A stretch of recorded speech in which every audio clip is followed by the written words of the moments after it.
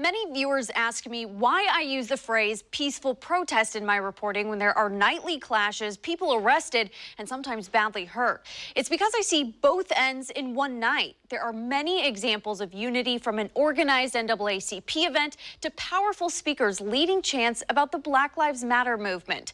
But there comes a time in the night, every night, when some people begin to provoke federal officers and riot. Here's my account of one of the biggest nights of protesting we've seen in the last week. To protect private property.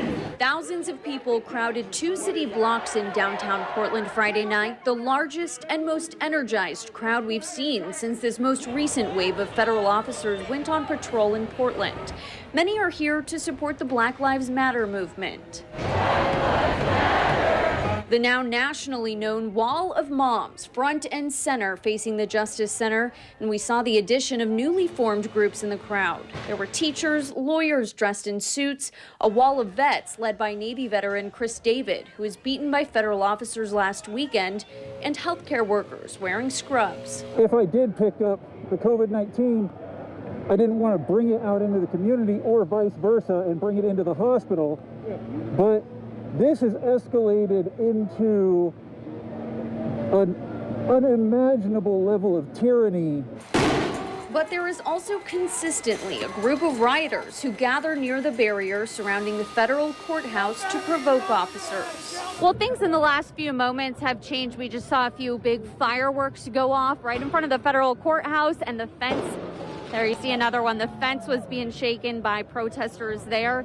I believe that is tear gas we're smelling. In the middle of my 11 o'clock live shot, the first tear gas of the night was deployed. In this video, you can see the Wall of Moms standing in front of the federal courthouse where criminal acts were happening. Just 30 minutes after this, I come back on air to describe what's happening. It's an extremely volatile situation out here. Just minutes ago, there were thousands of people standing outside of the Justice Center, and now everyone is crowded in front of the federal courthouse. You'll see the people who are left have gas masks and gear like homemade shields and bike helmets. It's nearly impossible to stand within a city block of federally deployed tear gas without one.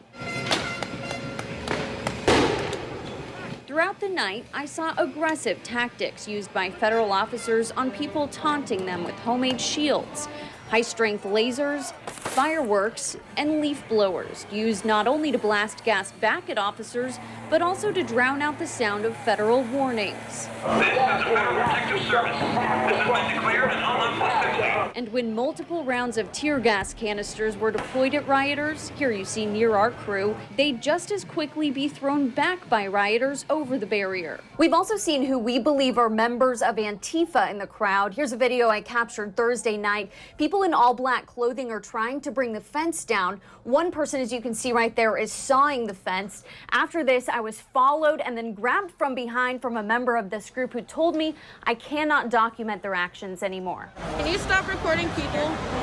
This is only a snippet of what we've seen. Not everyone in a peaceful crowd is always peaceful, and not everyone in downtown Portland at 1 a.m. is violent. Any one night cannot be defined one way or the other. Reporting in studio, Brenna Kelly, Fox 12 Oregon.